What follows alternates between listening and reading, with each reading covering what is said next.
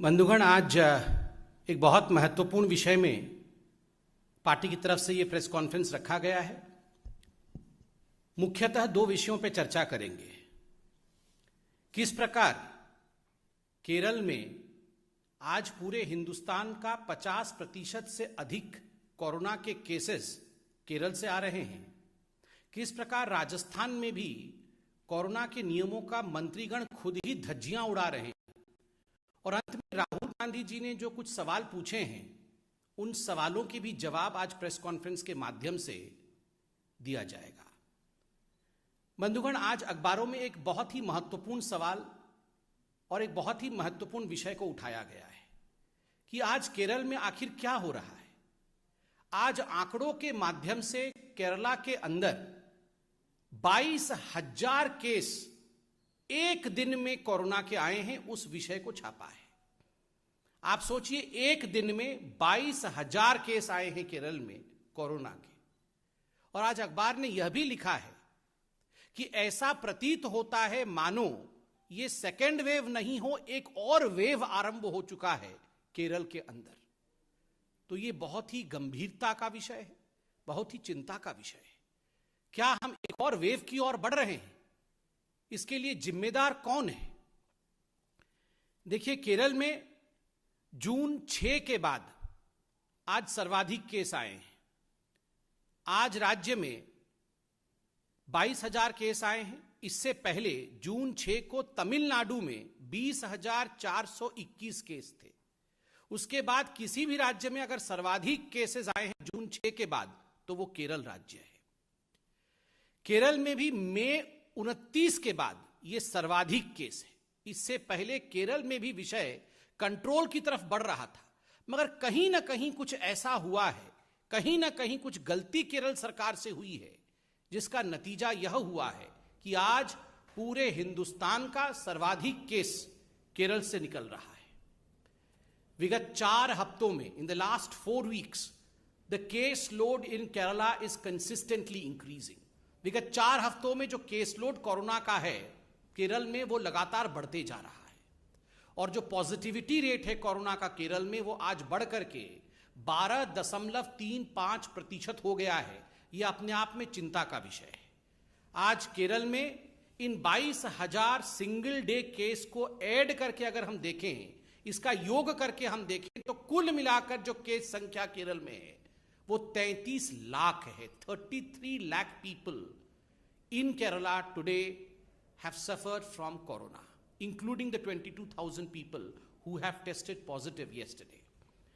बंधुगण, ये देश का दूसरा राज्य बनता है महाराष्ट्र के बाद। महाराष्ट्र में 62 लाख लोग हैं जिनको कोरोना हुआ है और केरल में 33 लाख है। तो स्वाभाविक रूप से चाहे महाराष्ट्र हो चाहे केरल हो, ये चिंता का विषय है कि जब देश सेकेंड वेव से उभरा है और थर्ड वेव कैसा नहीं आए, how to prevent third wave, इस पर पूरे देश में चर्चा हो रही है और ये चिंता का विषय है। ऐसे में what is the carelessness of the Kerala government that we see such kind of case load rise?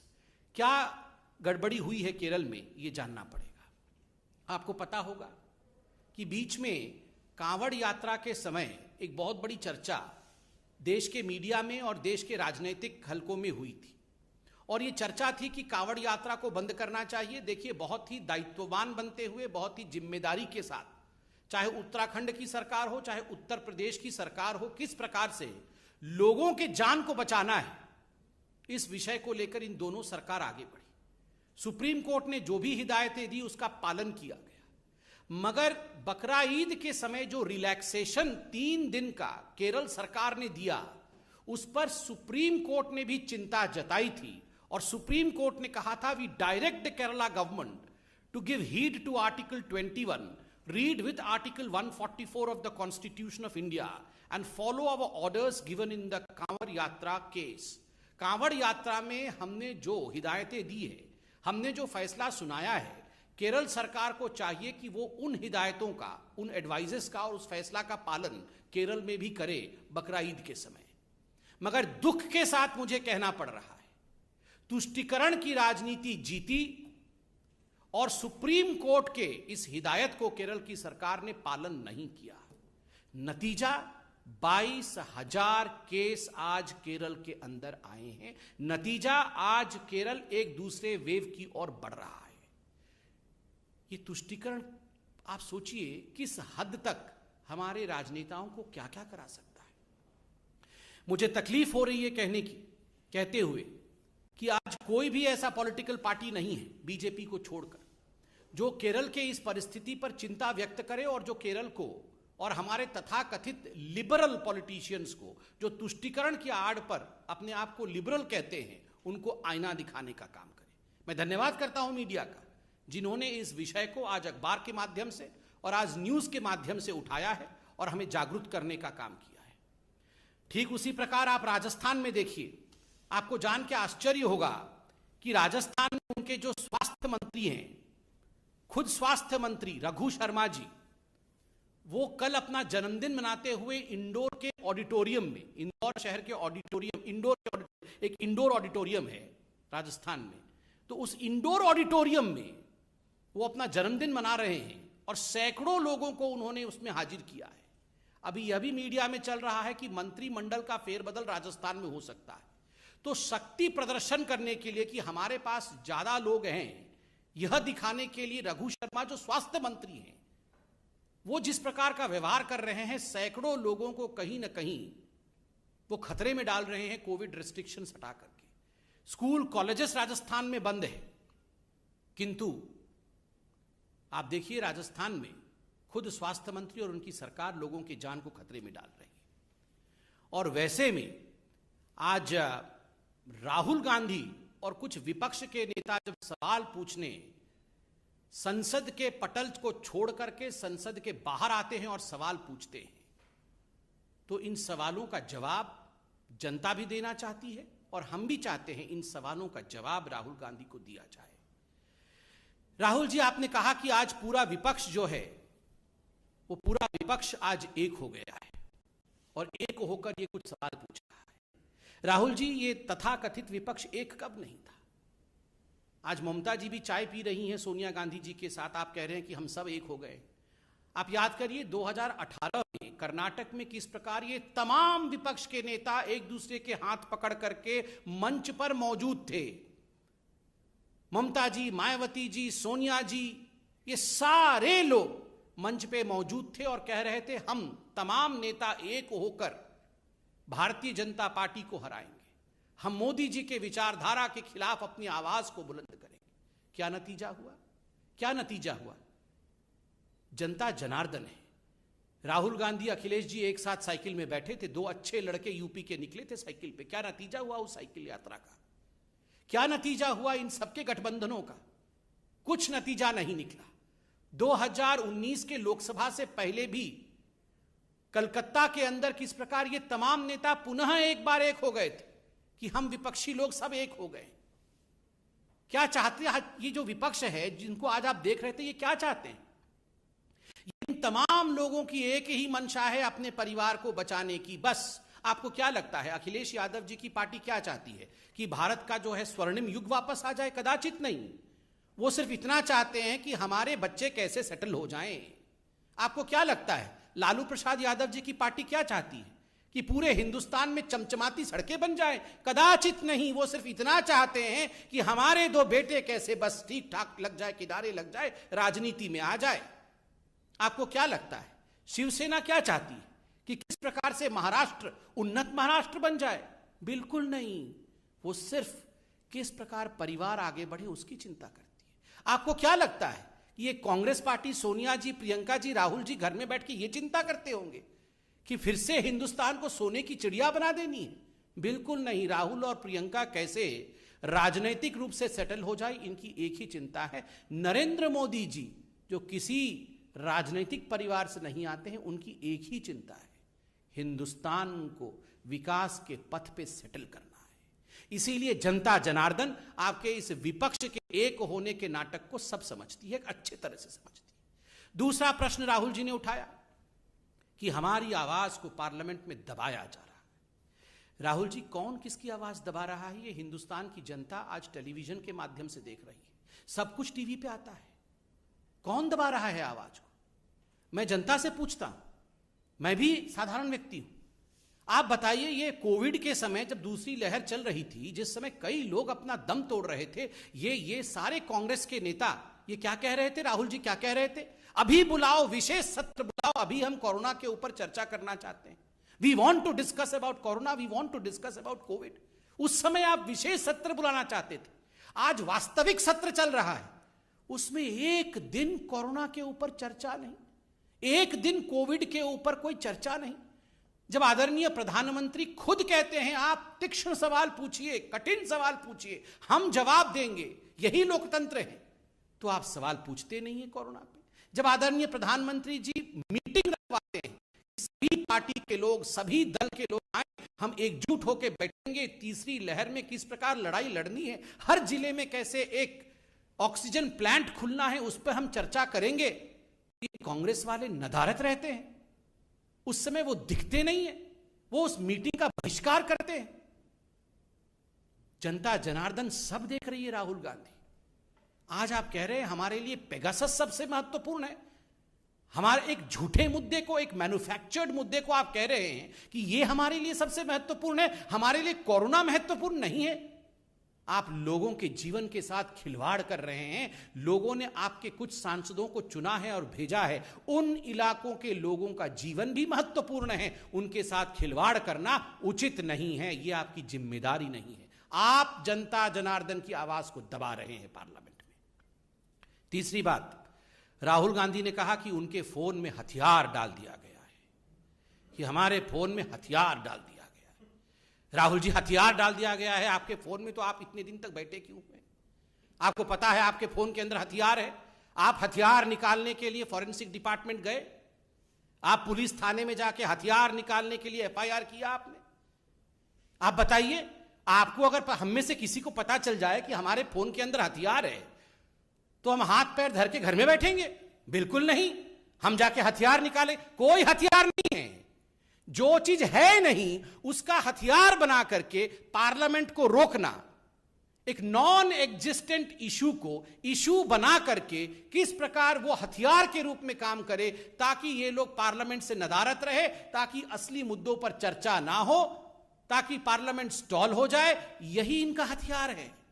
आज भी इस मंच से मैं कहना चाहूंगा, राहुल जी, आपके फोन में हथियार है तो तुरंत फोन को जाके पार्लियामेंट के थाना में आप सरेंडर करिए, हथियार निकलवाइए। हथियार रख के फोन में मत चलिए, ये अच्छी बात नहीं है।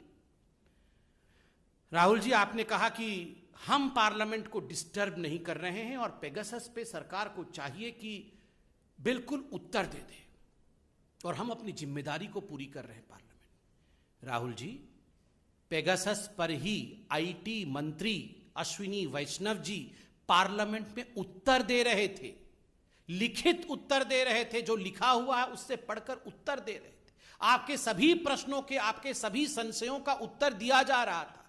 मगर आप लोगों ने क्या किया? आप लोगों ने कागज को आदरणीय मंत्री जी के हाथ से छीन करके फाड़ दिया, उसे हवा में उड़ा दिया, उसे फेंक दिया। यह जिम्मेदारी है? ये जिम्मेदारी नहीं है, ये गैर जिम्मेदाराना बिहेवियर है, और ये लोकतंत्र की मर्यादाओं का छलनी उड़ाना है, ये लोकतंत्र की मर्यादाओं के साथ खिलवाड़ करना है। हम पार्लियामेंट में उत्तर दे रहे हैं, मंत्री खड़े हैं, उत्तर पढ़ रहे हैं, हाथ में से कागज छीन के फाड़ देना। Rahul ji, many leaders in the opposition have learned the same gimmicks that you used to follow in your party. We were reminded that day the way you had torn the ordinance of Dr. Manmohan Singh, the then Prime Minister. उस समय के प्रधानमंत्री doctor Manmohan Singh ji के ordinance को आपने जिस प्रकार फाड़ करके कागज को उड़ाया था ना, ठीक उसी प्रकार आपसे सीखकर आज कुछ आपके अनुयायी मंत्रियों के कागजों को संविधान के सबसे बड़े मंदिर के पटल पर फाड़ कर फेंक रहे हैं। ये जिम्मेदारी नहीं है। This is irresponsibility. But by the way, Rahul and responsibility can never travel together. Rahul means irresponsibility.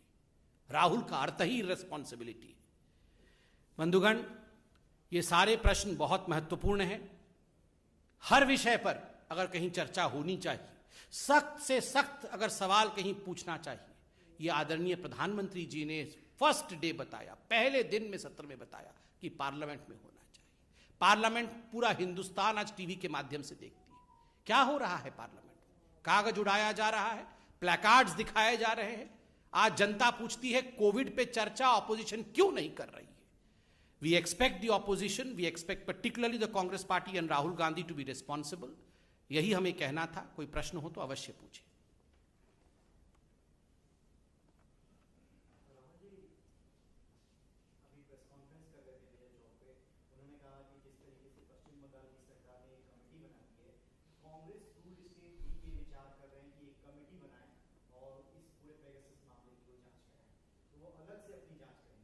देखिए राहुल जी अलग से जांच कराना चाहते हैं, उनके फोन के अंदर हथियार है, उसकी जांच कराना चाहते हैं तो सिंपल है बहुत। अपने फोन को फॉरेंसिक डिपार्टमेंट में दे दे, पुलिस में एफआईआर कराएं और कहें कि मेरे फोन में हथियार है। ये एफआईआर करते नहीं। आपके फोन में अगर हथियार होगा आप एफआईआर करेंगे ना? उनके फोन में हथियार है, वो बोल रहे हैं मैं जानता हूं मेरे फोन में हथियार है, मगर मैं कंप्लेंट नहीं करूंगा, केवल प्रेस कॉन्फ्रेंस करूंगा। ये कमाल की बात है। अगर मेरे फोन में हथियार होगा तो मैं प्रेस कॉन्फ्रेंस करने से पहले एफआईआर करूंगा, अपने फोन को पुलिस स्टेशन में दे के आऊंगा। ये राहुल जी के फोन में ऐसा क्या है जो वो इतना डर रहे हैं कहीं भी देने के लिए? ऐसा क्या है उनके फोन में? और राहुल जी की क्यों कोई जासूसी कराएगा? क्यों जासूसी कराएगा राहुल जी की? आप बताइए। इनसे तो कांग्रेस पार्टी ही नहीं चल रही है, इनका कौन जासूसी कराएगा? क्या हो जाएगा? कौन सा ज्ञान मिल जाएगा इनका जासूसी करा करके? कोई किसी की जासूसी नहीं करा रहा है। इसको स्पष्ट रूप से मंत्री जी ने उत्तर दिया है। दुखद है कि उनके उत्तर को फाड़ करके फेंक दिया गया। और राहुल जी आप जांच कराना चाहते हैं, अपनी फोन की जांच कराइए, जाके बिल्कुल जांच कराइए, स्वतंत्र देश है।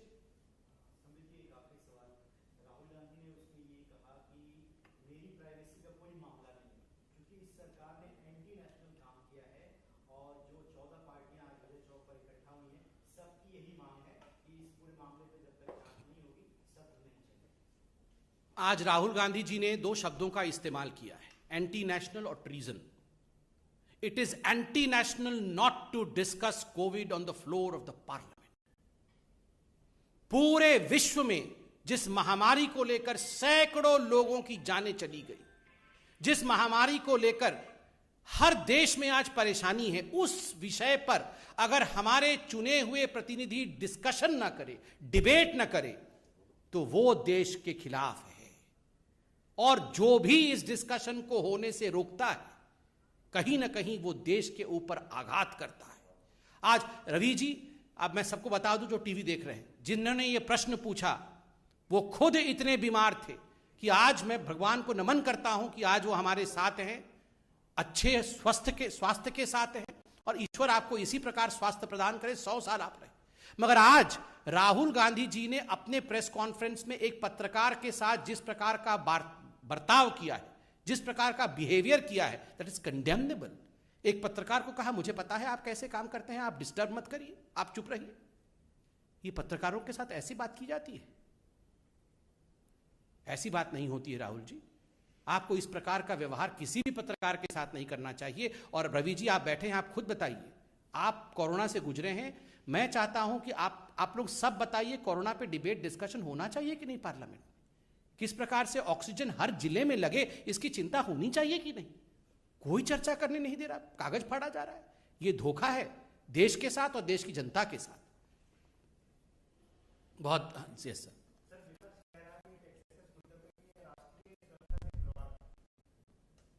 देखिए आज विपक्ष कहीं ना कहीं, और खास करके राहुल गांधी, कहीं ना कहीं there is a bankruptcy in the thought process. आज इस देश के सामने सबसे बड़ा मुद्दा कोई है तो वो किस प्रकार थर्ड वेव को प्रिवेंट करना है, किस प्रकार वैक्सीनेशन को सुचारू रूप से पूरे राष्ट्र में चलाना है, किस प्रकार से कोरोना को लेकर ऑक्सीजनेशन की तैयारी करनी है।